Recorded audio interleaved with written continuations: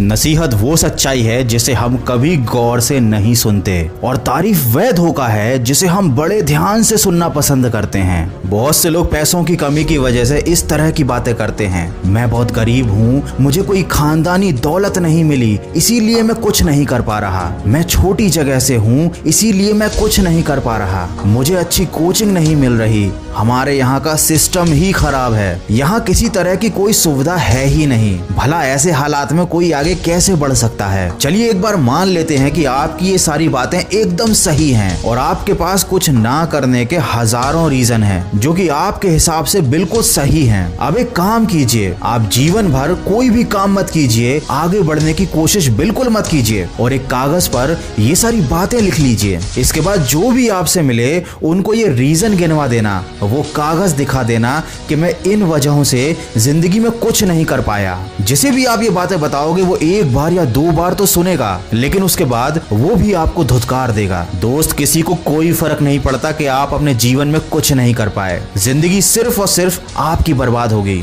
फिर चाहे आपने खुद को कितने भी बड़े रीजन क्यों ना बता रखे हों। जिंदगी भर पैसों की कमी की वजह से छोटे छोटे शौक भी कभी पूरे नहीं कर पाओगे। जब पैसे नहीं होंगे तो माँ बाप को कोई सुख नहीं दे पाओगे। वो अपने जीवन के अंत समय तक मजबूरी में काम कर रहे होंगे और आप सिर्फ अपने जीवन को लेकर यूं ही बैठे रहोगे। लॉकडाउन खत्म होने के बाद अपने आसपास किसी ऐसी जगह या किसी ऐसी होटल में जाना जहां केवल टॉप क्लास के लोग जाते हों। उस होटल का जाकर मेन्यू देखना जहां पर आप खाने बैठे हो तो 5,000 से 10,000 के बीच में बिल बनेगा। या फिर ऐसे किसी कार के शोरूम में जाना जहां मर्सिडीज या कोई महंगी गाड़ी मिलती हो, वहां जाकर देखना ऐसे भी लोग होंगे जो लाखों करोड़ों की कार को ले रहे होंगे और उनको चला रहे होंगे। जब आप ये नजारा देखोगे उस वक्त आपको समझ में आएगा कि दुनिया कितनी तेजी से आगे निकल रही है और आपकी कोई औकात नहीं है। आपने अपनी जिंदगी फालतू के बहानों में निकाल दी। हो सकता है ये जानने के बाद आपको अंदर से महसूस हो कि अब आप अपने हालातों को बदल कर दिखाओगे, इन लोगों से 10 गुना बेहतर जीवन जीकर दिखाओगे और जिंदगी में सफल होकर दिखाओगे। अब बहुत से लोग ये कमेंट करेंगे कि जिंदगी में पैसा ही सब कुछ नहीं होता। तो दोस्त, जब माँ बाप की दवाई खरीदने के पैसे जेब में नहीं होंगे ना, उस वक्त अपनी इस बात को याद कर लेना। अगर आप जिंदगी में सफल होना चाहते हैं तो उसके 7 भेद आपको अपने कमरे के अंदर ही मिल जाएंगे। आपके कमरे की छत ये दर्शाती है कि अपने उद्देश्य हमेशा ऊंचे रखो। पंखा ये दर्शाता है कि अपने मन को हमेशा ठंडा रखो। घड़ी ये बताती है